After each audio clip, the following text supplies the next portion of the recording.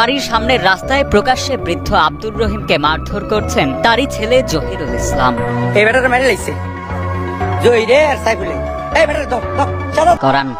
বিচার চাই, শাস্তি চাই, যাতে আর কারো বাপ-মার উপরে অত্যাচার জুলুম না হয়। এ ঘটনার পর ভুক্তভোগী আব্দুর রহিম বাদী হয়ে সন্তানদের বিরুদ্ধে সোনারগাঁ থানায় মামলা করলে অভিযান চালিয়ে ছেলে জহিরুল ইসলামকে গ্রেপ্তার করে পুলিশ। গ্রেপ্তার জহিরুলকে পরবর্তীতে আদালতের মাধ্যমে। আমার প্রিয় কলিজার ভাইয়েরা, কেমন আছেন? আশা করি অনেক ভালো আছেন। আজকে আপনাদেরকে একটা অনুরোধ করব, যে এই ভিডিওটি একবার দেখার জন্য প্লে করেই ফেলছেন, ধৈর্য সহকারে সম্পূর্ণ ভিডিওটি দেখেন আর আপনার মতামত মন্তব্য কমেন্ট বক্সে কমেন্ট করে জানাবেন।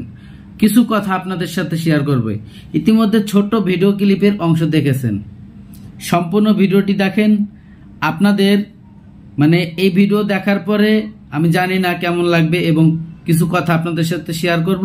কথাগুলো আগে শোনেন। বাবার কেনা সম্পদ, অর্থাৎ বাবার এখনো পূর্বপুরুষদের যত জায়গা জমি ভোগ করতেছে সবকিছুই বাবার। বাবার অপরাধ হচ্ছে সে একটা বিবাহ করেছে বুড়ো বয়সে। বুড়ো বয়সে তো সে বিবাহ করবেই।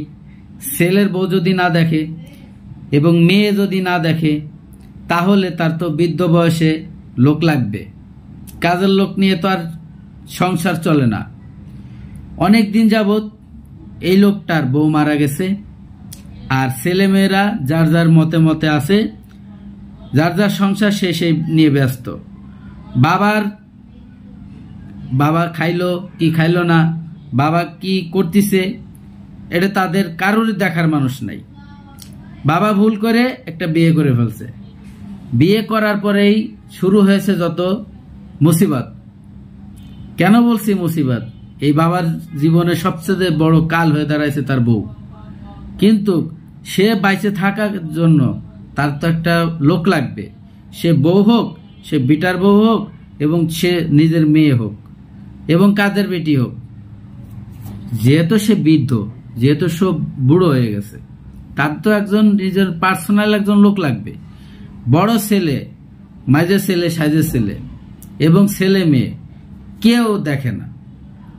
তার অপরাধ, সে বিয়ে করছে কেন? এবং সে একটা বিয়ে করার পরে যে একটা শর্ত দিয়েছিল, যে মেয়েটাকে বিয়ে করেছে সে মেয়েটার তো কোনো দোষ না, সেই মেয়েটার কোনো দোষ না।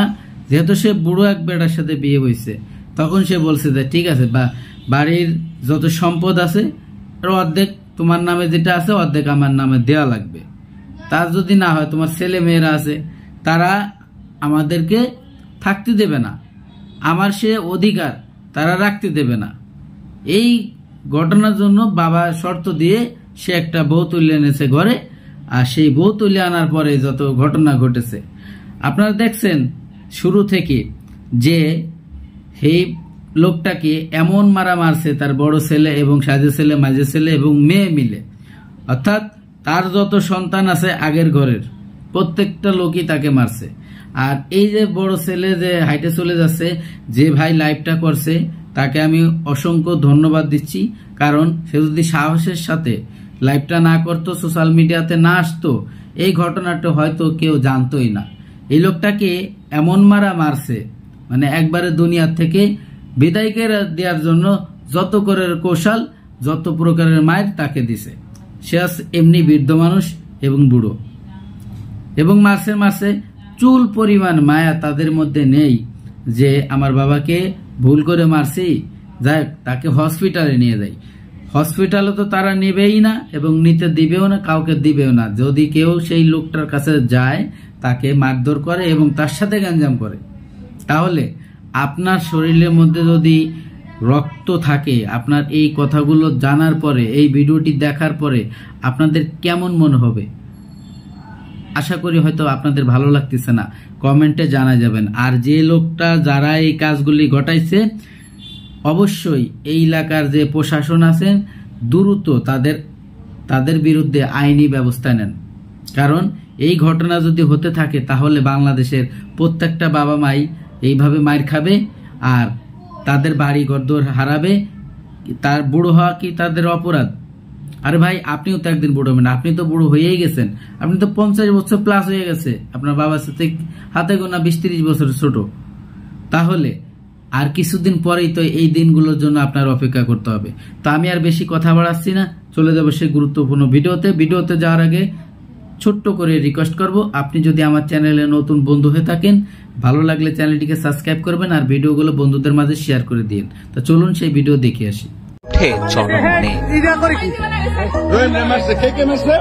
সম্প্রতি ন্যাক্কারজনক এই ঘটনাটি ঘটে নারায়ণগঞ্জের সোনারগাঁও উপজেলার পিরোজপুর আশারিয়াচর এলাকায়। প্রকাশিত ভিডিওতে দেখা যায় বাড়ির সামনের রাস্তায় প্রকাশ্যে বৃদ্ধ আব্দুর রহিমকে মারধর করছেন তারই ছেলে জহিরুল ইসলাম। এই বেটার মেরে লাইছে জহিরে আর সাইফুলে, এই বেটার দক দক সাদা দক, এই এক দক ধরে একটা অটো তুল।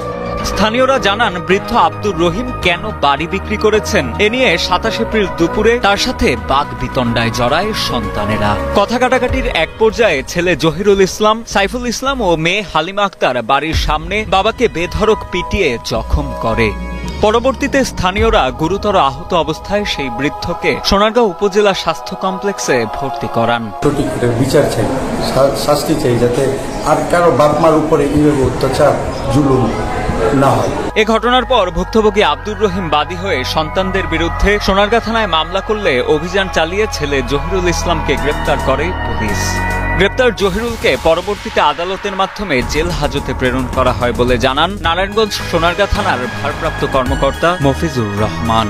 এটা আসলে ওই যে বৃদ্ধাস্ত 1 বছর প্রায় 2-3 মাস আগে, 1 বছর 2 মাস আগে তার স্ত্রী মারা গেছে। মারা যাওয়ার পরে উনি বিয়ে করছে, বিয়ে তার ছেলে সন্তানরাই করাইছে, পারিবারিক ভাবে সে আবার বিয়ে করছে, তার ছেলে সন্তানরাই তাকে বিয়ে করে। তো ওই বউকে নিয়ে সে একটু পাশে থাকে, আলাদা থাকে, মানে পরিবারে আরেকটা সে একটা জায়গা বিক্রি করে আরেকটা জায়গা কিনবে, আরেকটা বাড়ি কিনবে। এই কথা কাটা এটাকে নিয়ে কেন্দ্র করে তার ছেলেদের সাথে তার এই ঘটনাটা ঘটে। আর এই ঘটনা তো মামলা হয়েছে, একজনকে গ্রেপ্তার করেছেন। মামলায় মোট আসামি কতজন? 4 জন। তোর বাপ পুত্র এমনি কেমন আরে লোকে বেটা, এই বেটা পুলিশ এবে মরে দিলে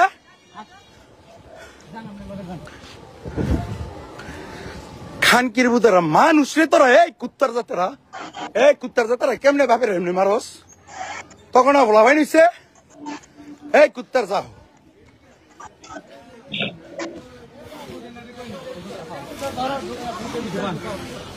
এই হাই তো মারি লাগবে। তুই গলা চিপ দিছিস না, তো মোবাইলে আছে, তুই মারিস না। তুই শার্ট পাল্টাইছিস, তুই শার্ট পাল্টাইলি কে? তুই শার্ট পাল্টাইলি কেন? তুই আর মারলি কেন? হ্যাঁ এই ছিল এই সুধীর ভিডিও কাট